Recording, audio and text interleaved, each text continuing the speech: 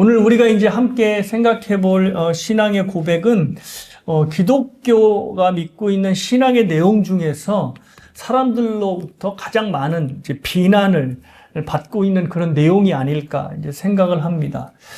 요즘같이 자신이 가장 소중한 시대에서 자신이 하는 모든 행동과 선택은 존중받아야 한다라고 이제 생각하는 그런 시대에서 절대자가 어느 순간 이 세상에 나타나서 세상 사람들의 모든 삶을 최종적으로 판단하고 심판한다라고 말을 한다면 그 사람들은 되게 그 내용에 화를 낼 것이고 또 그것을 믿고 있는 우리를 굉장히 야만적이다라고 이제 손가락질을 하게 될 것입니다.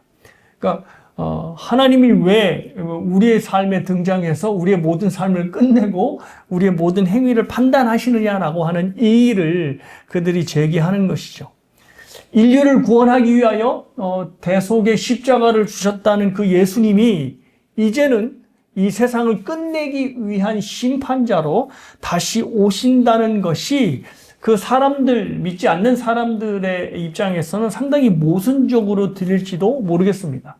그러니까 그렇게 세상을 사랑하여서 자신이 십자가로 죽음으로 인류를 구원하신다는 그런 예수님이 어떻게 이 세상을 끝내는 심판지로 오실 수 있느냐, 그게 모순 아니냐라고 비판을 할 것입니다. 그런데 여러분이 이미 성경을 통해 알고 있듯이 예수님은 분명한 구원자로 선포가 되고 있죠. 그래서 그리스도의 십자가로 인하여 그것을 믿으면 예수님의 자녀가 되고 하나님의 자녀가 되고 구원을 받게 된다라고 하는 선포도 있지만 동시에 그 예수님께서 이 세상의 모든 죄악을 판결하시고 끝을 내시는 심판자로 오신다라고 하는 것도 분명하게 성경은 선포하고 있습니다. 그래서 사도신경이 우리가 고백했듯이 예수님을 산자와 죽은 자를 심판하러 오시는 심판주로 이제 고백을 하는 것입니다.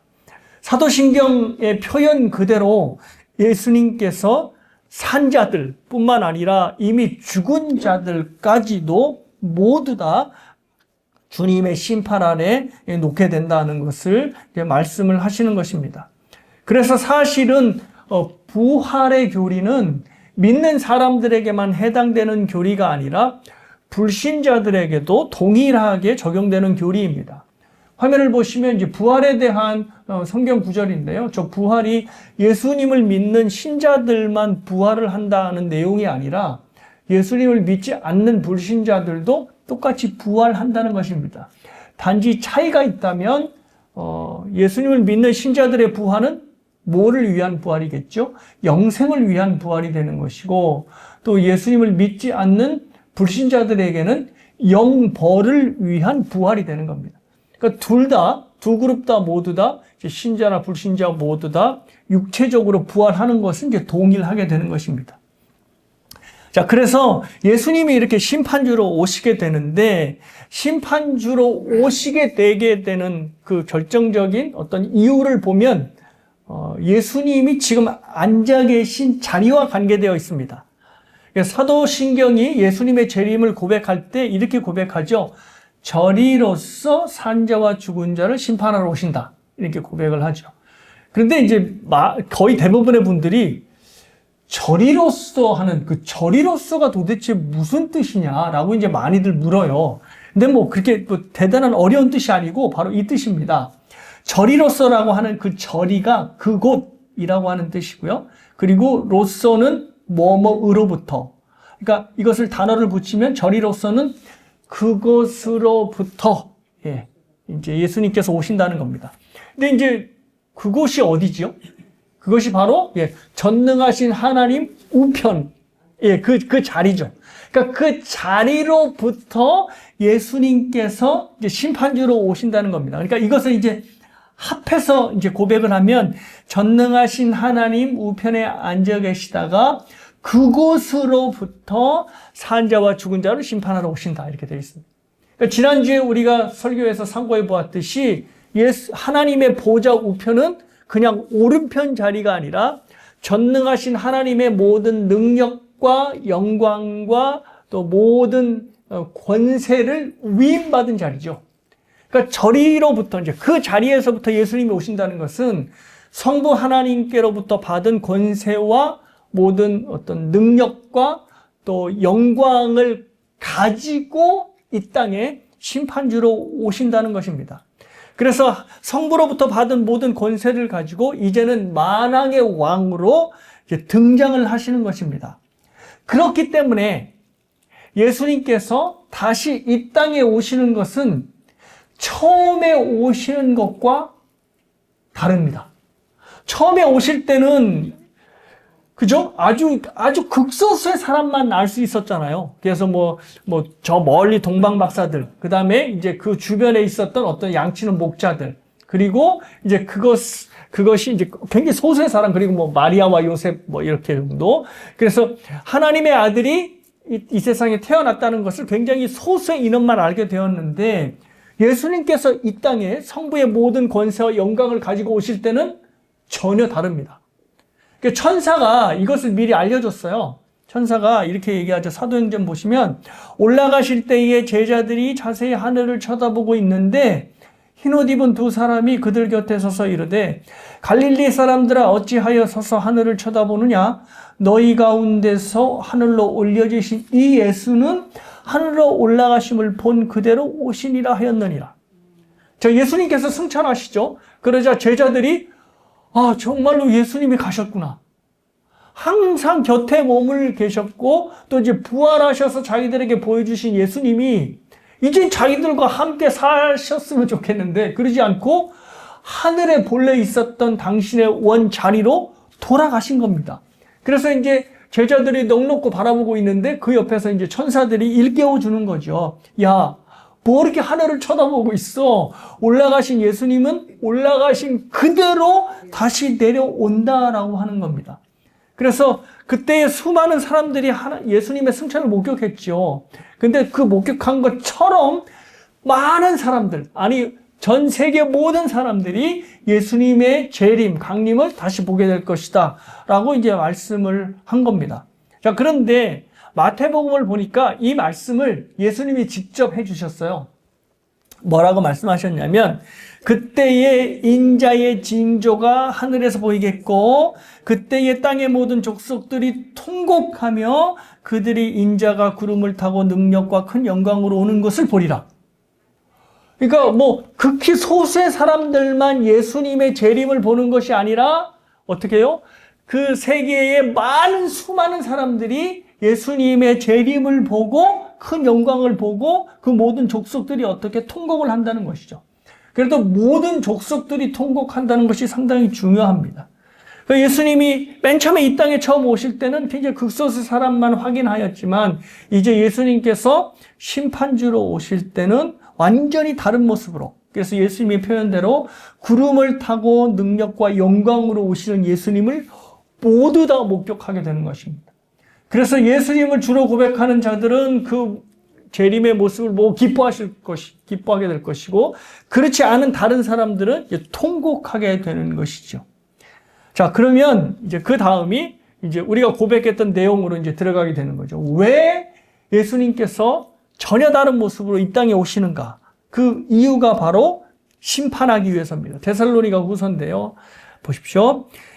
1장 7절에서 9절을 읽어드리면 환난을 받는 너희에게는 우리와 함께 안식으로 갚으시는 것이 하나님의 공이시니 주 예수께서 자기의 능력의 천사들과 함께 하늘로부터 불꽃 가운데에 나타나실 때에 하나님을 모르는 자들과 우리 주 예수의 복음에 복종하지 않는 자들에게 형벌을 내리시리니 이러한 자들은 주의 얼굴과 그의 힘의 영광을 떠나 영원한 멸망의 형벌을 받으리다. 오, 상당히 무섭죠. 그 예수님께서 오시는 이유가 여기 분명해요. 뭐가 되어 있냐면 영원한 멸망의 형벌을 내리기 위해서 심판주로 오시는 겁니다.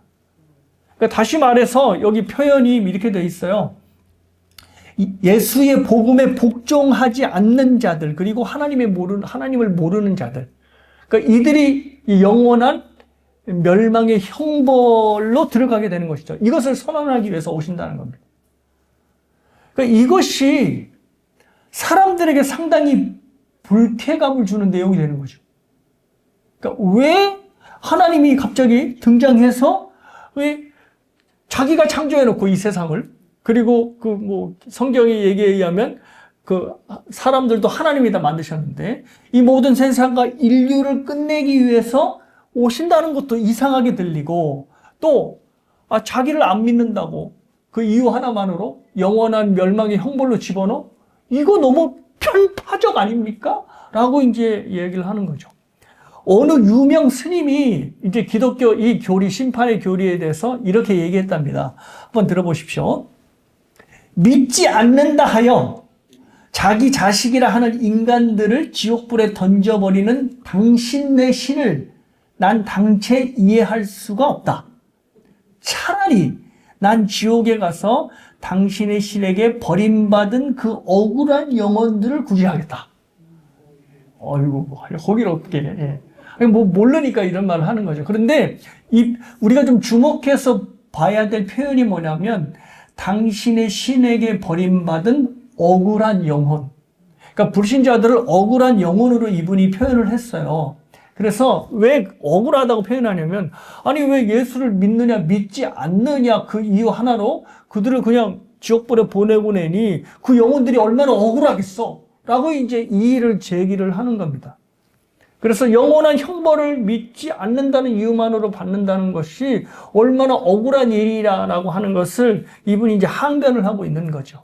자, 그런데 하나님의 심판을 이렇게 좀 단순하게 생각하시면 안 됩니다. 왜냐하면 하나님의 심판은 예수를 믿어? 그래, 너 천국. 안 믿어? 지옥. 뭐 이런 단순 논리가 아니라 하나님의 심판은 인간이 이 땅에서 행하는 모든 것을 가지고 심판을 내리십니다. 그러니까 그들을 판단을 하시는 것이죠. 그래서 예수를 믿는 믿음은 사람을 구원하는 원인이지, 정확하게 표현하자면 그 사람을 지옥에 던지는 구체적인 원인이 되지 못하는 것이죠. 자, 이거를 조금 좀 설명할게요. 하나님께서, 그러니까 예수님께서 심판주로 심판을 하실 때 말씀드린 대로 이 땅에서 사람들이 행한 모든 것을 기초로 하여서, 근거로 하여서 심판을 하십니다. 첫 번째는 사람들의 행실에 대해서 비판을 하죠. 그러니까 심판을 하십니다. 그래서 고린도 후서 보면 이 말씀이 있어요. 이는 우리가 다 반드시 그리스도의 심판대 앞에 나타나게 되어 각각 선악간에 그 몸으로 행한 것을 따라 받으려 함이라.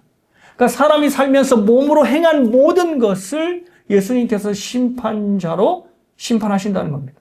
그 몸으로 어떤 행실을 했는지에 대해서 심판하신다는 거죠. 그리고 행동뿐만이 아니라 말도 심판을 받습니다. 그래서 마태복음에 보면 내가 너희에게 이르노니 사람이 무슨 무익한 말을 하든지 심판날에 이에 대하여 신문을 받으리니 내 말로 의롭다함을 받고 내 말로 정죄함을 받으리라. 우리가 얼마나 생각 없이 말을 해요. 그잖아요. 근데 그 말 하나하나가 다 예수님의 심판의 대상이 된다는 겁니다. 그래서 그 말에 따라서 의롭다함을 받기도 하고 그 말에 따라서 너 죄인이야 라고 하는 정죄함도 받는다. 그러니까 첫 번째 행실에 대하여 심판을 받게 되고 두 번째 말에 대하여 심판을 받게 됩니다. 근데 이 두 가지만으로만 끝나는 게 아니에요. 이제 세 번째가 더 심각한 건데 그게 뭐냐면 생각입니다. 마태복음 5장. 또 간음하지 말라 하였다는 것을 너희가 들었으나 나는 너희에게 이르노니 음욕을 품고 여자를 보는 자마다 뭐에? 마음에 이미 간음하였나이다. 그러니까 간음이라고 하는 것은 보통 우리가 행실로 나타나는 거잖아요. 그래서 요즘 전 세계 추세는 간통이라는 것도 간음도 없어지는 추세인데 성경은 뭐라고 얘기하냐면 그 간통이라고 하는 행위뿐만 아니라 그 행위가 일어나기 전에 먹었던 그 마음까지도 이미 하나님께서 심판을 하신다는 겁니다. 이거는 간음이라고 하는 죄에만 한정된 것이 아니고요. 하나님께서 인간의 모든 마음을 살피시고 그 마음을 감찰하심으로 하나님의 거룩함에 합당치 않은 마음을 품고 있다면 그 마음도 역시 하나님의 심판의 대상이 된다는 겁니다. 그래서 십계명의 맨 마지막 계명이 뭐죠? 탐심에 관한 내용이죠. 그러니까 그 엄청난 오랜 고대의 하나님이 주신 십계명이 특이한 것은 사람의 마음을 다루고 있다는 겁니다. 그러니까 하나님께서는 사람의 마음 역시도 하나님의 심판의 대상으로 보고 계시다는 거죠. 자, 그래서 보십시오. 첫 번째 행실, 두 번째 말, 그 다음에 세 번째 마음, 생각. 그러니까 하나님께서 이 모든 것을 근거로, 그러니까 뭐 행동과 말과 생각이니까 결국 삶에서 이 세 가지를 떠나설 수 없겠죠. 그러니까 그 사람이 살면서 살아가는 모든 행동과 말과 생각들을 근거로 하여서 심판을 하신다는 것입니다. 그러니까 하나님 왜 나를 지옥에 보내십니까? 영원한 형벌에 쳐넣으십니까? 라고 말할 수가 없게 되는 거죠. 그러니까 전혀 억울할 게 없는 겁니다. 그러니까 행실이든 말이든 생각이든 뭐든 하나 걸리면 하나님의 심판의 대상이 되고 그래서 그 심판의 대가를 치르게 되는 것입니다. 자, 그러면 도대체 심판의 기준이 뭐냐? 그렇죠? 심판의 기준에 따라서 이들이 형벌을 받고 안 받고가 결정이 되니까 이 심판의 기준을 예수님께서 직접 말씀하셨습니다. 뭐라고 말씀하셨냐면 마태복음 5장 48절입니다. 함께 읽으실까요? 이거는 화면 보시면서 그러므로 시작. 그러므로 하늘에 계신 너희 아버지의 온전하심 같이 너희도 온전하라. 이게 기준입니다. 자, 이제 여기서 온전하다로 번역된 헬라어 텔레이오스라는 말이 흠이 없다, 완전하다. 영어로 perfect입니다. 그러니까 하나님께서 우리를 심판하시는, 인류를 심판하시는 기준이 하나님의 완벽한 perfection입니다. 그러니까 사람이 생각하는 생각, 사람이 입으로 하는 말, 그리고 사람이 행동하는 이 모든 행동이 하나님 보시기에 perfect하지 않으면, 하나님 보시기에 온전하지 않으면 심판의 대상이 되는 겁니다. 그러니까 이 기준에 통과해야 돼요. 이 기준에 통과해야 하나님의 심판에서 면함을 받게 되는 건데 문제는 그 기준이 하나님이 기준이라는 겁니다. 자, 여기에 모든 사람들이 절망에 부딪히는 겁니다. 이 세상에 그 누구도 산 자뿐만 아니라 죽은 자를 포함해서 모두가 하나님의 이 퍼펙트한 기준에 만족시킬 사람이 있다 없다? 없다라는 겁니다. 생각이나 말이나 행동에서나 하나님이 요구하시는 그 기준에 만족시킬 사람이 단 하나도 없다는 거죠. 그래서 사도 바울이 이 말씀을 한 겁니다. 뭐라고요?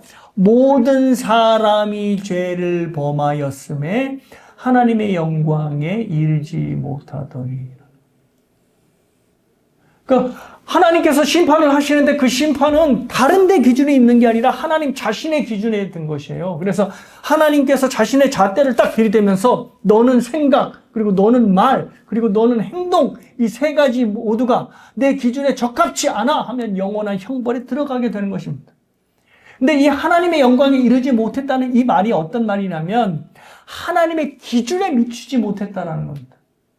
그래서 New Living Translation, 그게 이제 NLT라고 하는데요. NLT라고 하는 영어 성경에는 이 하나님의 영광이 God's glorious standard, 스탠다드가 기준이잖아요. 이렇게 번역되어 있어요. 그러니까 하나님의 영광에 이르지 못한다는 것은 하나님이 요구하시는 기준에 미치지 못했다는 겁니다. 그러니까 하나님의 기준에 미치지 못하면 모두가 영원한 멸망의 형벌로 들어가게 되는 겁니다.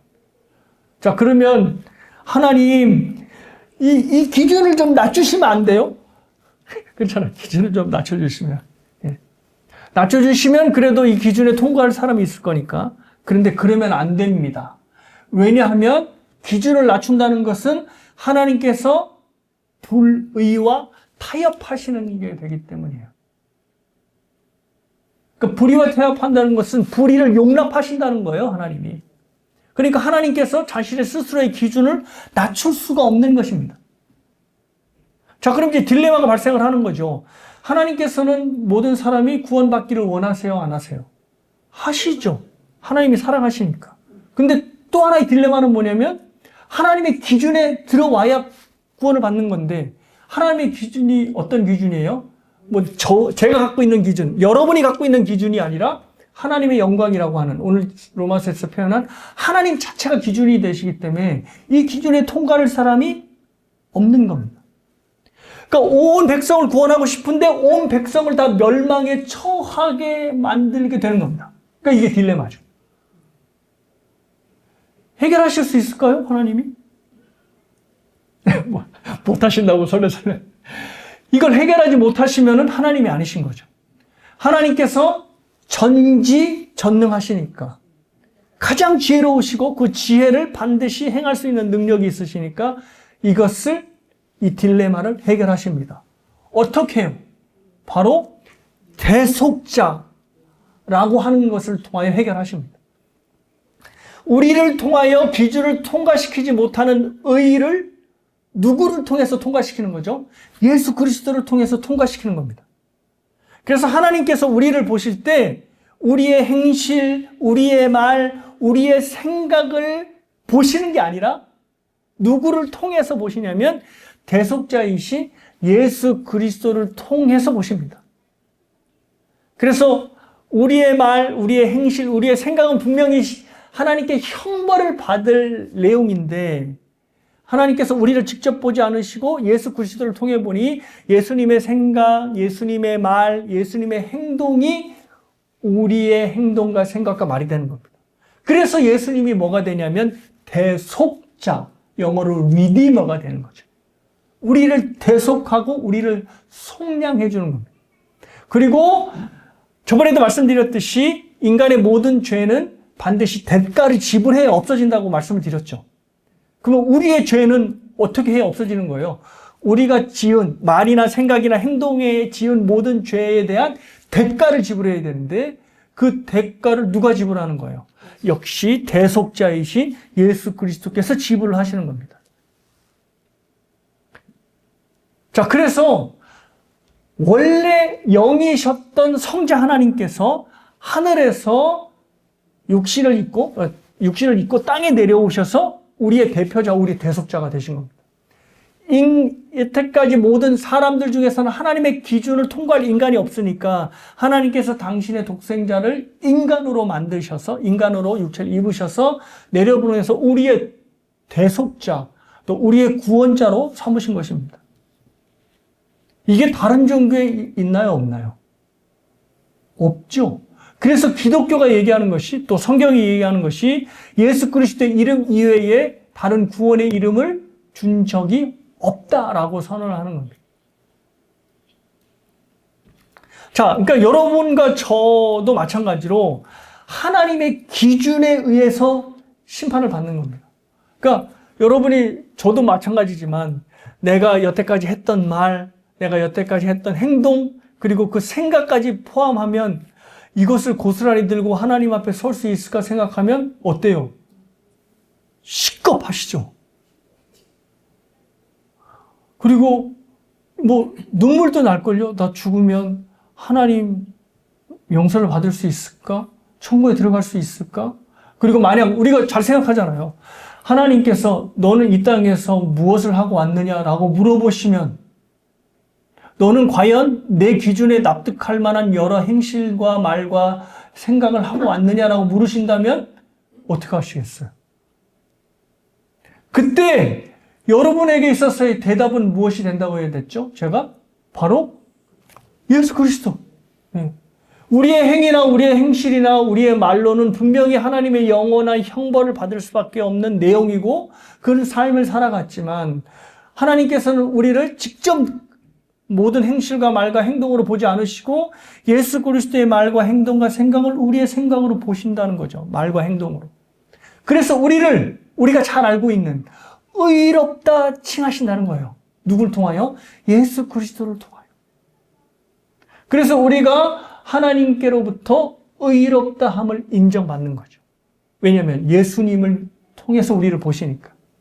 그래서 우리가 구원을 받기 위해서는 누구 안으로 피하여 들어가야 되는 거죠?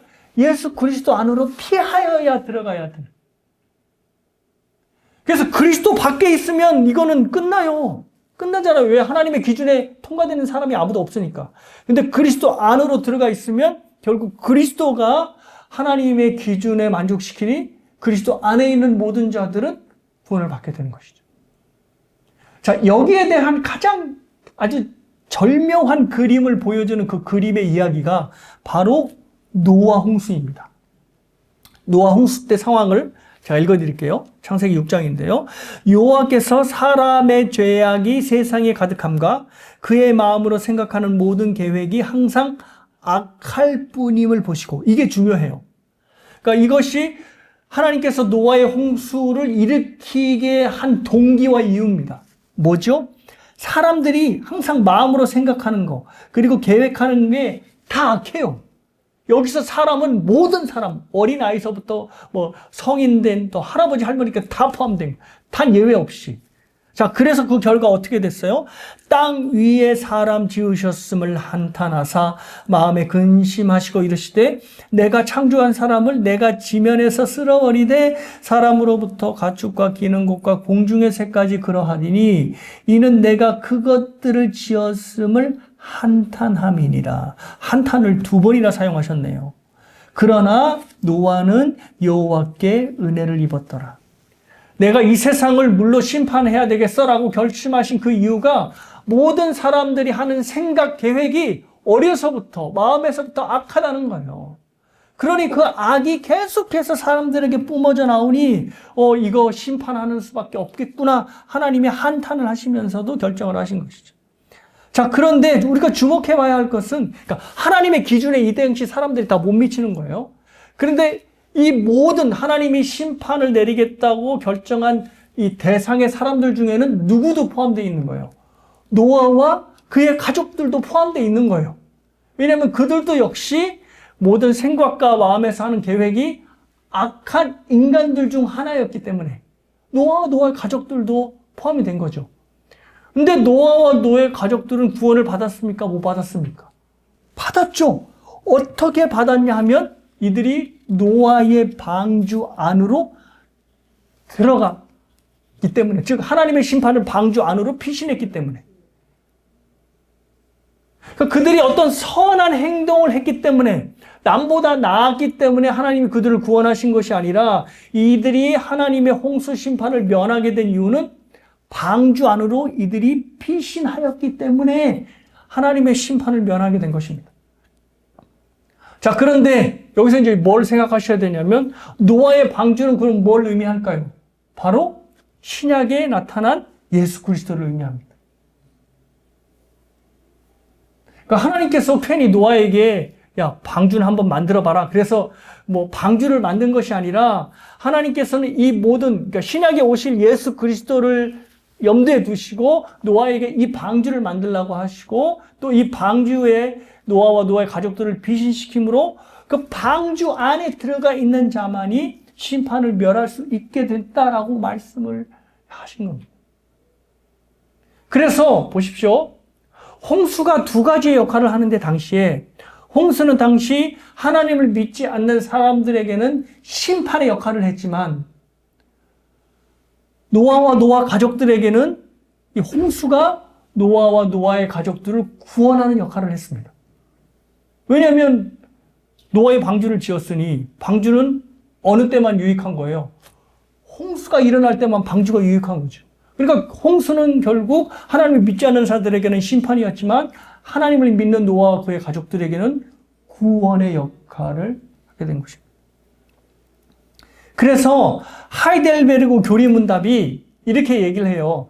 마지막 심판의 날이 그리스도인들에게 유익과 위로가 된다라고 하는 겁니다. 근데 유익과 위로가 된다 할 때 그 유익과 위로가 되는 내용이 뭐냐면 이거예요.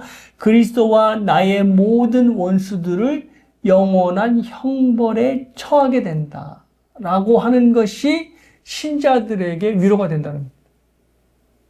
그러니까 이 엄청난 그리스도의 심판을 통해서 신자들이 구원을 받는 거잖아요. 이 신자들의 구원을 받는 것을 통해서 나는 정말 구원받은 신자구나라는 것이 드러나게 되는 것이고 또 하나님을 믿지 않는 불신자들은 나는 이제 영원한 형벌에 들어가게 되겠구나라고 하는 것으로 갈라지게 되는 것이죠.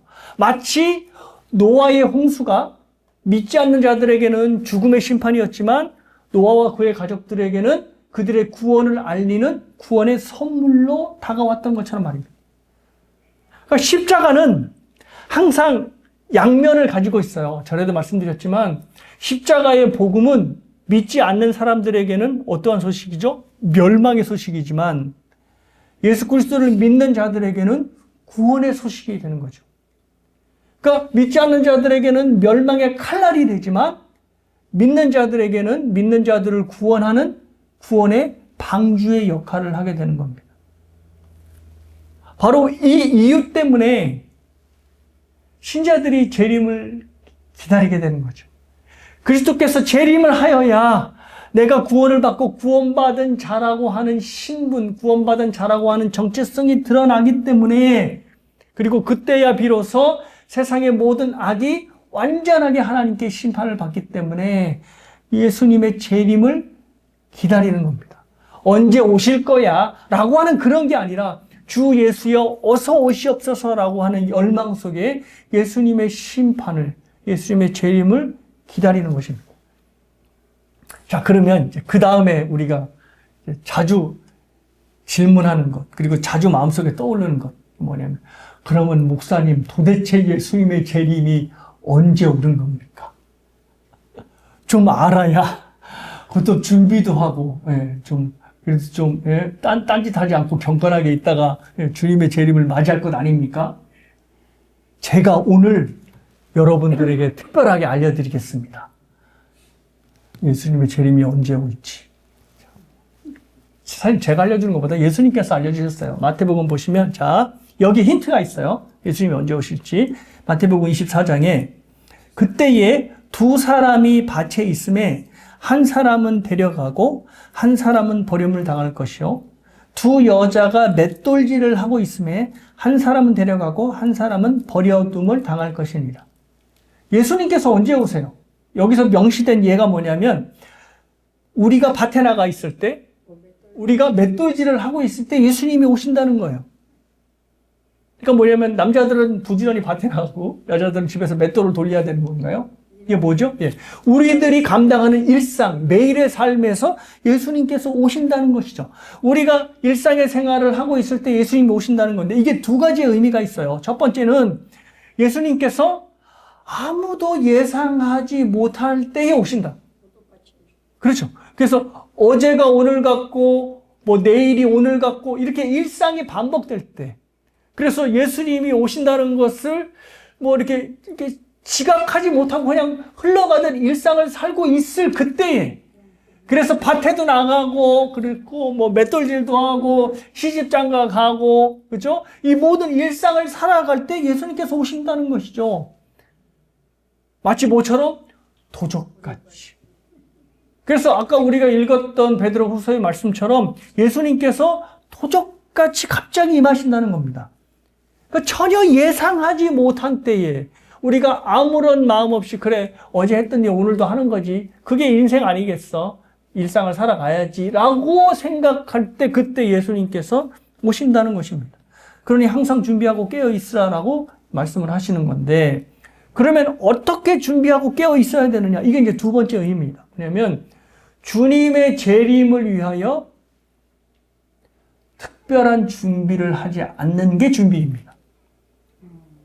그게 이제 오늘 본문에 나오죠. 뭐죠? 여전히 이 사람은 밭에 가고, 그죠? 그리고 여자들은 여전히 맷돌질을 하는 것이 뭐 다른 특별한 일이 아니라 그들이 여전히 일상을 살아가는 겁니다. 그러니까 주님이 오시는 그날까지 자기에게 주어진 일상을 변함없이 살아가라라고 예수님께서 그 의미로 이 말씀을 하시는 겁니다. 가족을 위해서 저녁을 준비하고, 직장을 나가서 일을 해야 되는 사람 직장에 나가서 일을 하고, 시집 가야 될 사람, 장가 가야 될 사람은 시집 장가를 가고, 또 저 같은 사람은 목회를 하고, 목회를 위하여 또 설교를 준비하는 일을 변함없이 감당을 하는 겁니다. 뭐 특별한 일이 없어요. 밭에 나가고 맷돌질을 하고 하는 것처럼 변함없이 자기 일상생활에서 시집집 가고 아들, 딸 낳고 생계를 위해 농사를 짓고 또 직장에 나가는 이 모든 일들을 감당해내는 겁니다. 노아가 그랬을 거예요. 보십시오. 노아에게는 특별한 소명이 주어졌습니까? 안 주어졌습니까? 주어졌어요. 뭐죠? 야, 방주를 지어라. 자, 그런데 이 방주를 짓는 특별한 일도 일상 가운데 하는 거예요. 자, 한번 생각해 보십시오. 노아와 노아의 가족들이 방주를 짓기 위해서 다른 일상의 일을 전혀 안 했을까요? 그러지 않았을 거예요. 자녀들도 낳고 또 가족들이 먹어야지 일을 하니까 어떻게 저녁도 짓고, 아니 뭐 먹을거리는 그냥 나오나요? 농사도 짓고. 그러니까 여러 가지 그들이 해왔던 일상, 즉 노아의 방주를 지어라라고 명령하기 전에 했던 모든 일들을 노아와 그 가족들이 방주를 지으라고 명령하신 후에도 통일하게 해 나갔을 겁니다. 그러니까 방주를 짓는, 즉 하나님의 심판의 명령이 딱 떨어졌음에도 그들이 어떤 모든 일을 다 멈추고 방주만 지었던 것이 아니라 그들이 해왔던 모든 일들을 변함없이 해왔다는 것이죠. 그 안에서 노아의 방주를 지었다는 것입니다. 그러니까 마찬가지로 우리가 예수님의 재림을 준비하며 예수님의 심판을 준비할 때 어떻게 해야 돼요? 여러분이 하고 있는 모든 일상들을 동일하게 해 나가는 겁니다. 집 팔고 재산 처분하고 뭐 교회에 뭐 갖다 바치고 목사에 갖다 바치고 뭐 가족을 떠나고 이런 일을 해서는 된다 안 된다? 그 특별하게 할 필요가 없다는 것이죠. 제가 군대에 있을 때가 1992년인데요. 1992년도에 그 대한민국을 떠들썩하게 했던 사건이 하나 있죠. 다미선교회. 예. 지금 날짜도 잊어버렸는데 하여튼 하여튼 9월인가 하여튼 언제 이게 휴거돼서 올라간다. 그래서 그때 그거를 믿는 사람들이 다 한국 장소에 모이고 또 그 장소에 모이기 전에 다 재산 팔고 막 다 한 거예요. 근데 예수님 오셨습니까? 안 오셨습니까? 안 오셨죠. 예. 그러니까 그런 거 하지 말라는 거죠. 예수님이 재림하시고 분명히 심판 날이 오죠. 근데 그것을 위하여 특별한 준비를 하지 말고 시집장가 갈 사람 시집장가 가고 논밭에 나갈 사람 논밭에 가고 그 가운데서 이 모든 일을 다 하나님의 영광을 위해서 하면 하나님의 일이 되는 겁니다. 그래서 이러한 생각으로 여러분이 재림을 준비하고 심판을 준비하실 때 굉장히 건강한 거리감을 갖게 돼요. 자, 예수님께서 이 땅에서 심판하시죠. 그러니까 우리가 이 땅에 집착하고 매달리며 살 필요가 있습니까? 없습니까? 없는 거죠. 왜냐하면 어차피 하나님께서 이 땅에 오셔서 모든 것을 다 제로 베이스로 만드실 거니까. 그러니까 이 땅에서 내가 추구하려는 것에 대하여 건강한 거리를 띠게 됩니다. 이건 사람도 마찬가지예요. 내 자녀들이 내 뜻대로 기대대로 크지 않는 것에 대해서 막 속상하죠. 속상하지만 그것이 어떻게 해요? 내 인생을 망가뜨릴 만큼 나를 전체를 장악하고 있고 또 나를 지배하고 있지 못해요. 왜? 하나님께서 이 세상의 모든 것을 심판하실 그날이 있기 때문에. 그러니까 적당히 거리를 두는 거죠. 그러니까 내 뜻대로 이루어지는 것이 중요한 게 아니라 하나님 뜻대로 이루어지는 것이 중요하니 하나님의 뜻 가운데로 행하는 것에 더 집중하는 것이죠. 그래서 내가 이 땅에서 해야 될 모든 일에 적당한 거리를 두는 겁니다. 그런데 예수님이 또 한편에서 뭐라고 얘기하세요? 야, 재림을 준비하느라고 너희들 특별한 일 하지 마. 너희들이 해왔던 일상을 감당하는 것이 나의 재림을 준비하는 일이야 라고 한다면 이런 일들 내가 직장 나가고 자녀 케어하고 이런 거 해서 뭐해? 라고 생각할 것이 아니라 하나님이 이 모든 일상을 감당하시면서 하나님의 심판을 준비하라고 그러셨지 라고 하는 거죠. 그러면 어떻게 해요? 이 모든 일들이 하나님이 주신 일이니 결코 섣불리 할 수 없는 일이 되는 거겠죠. 그러니까 어떻게 해요? 건강하고 거룩한 거리감을 유지하게 되는 겁니다.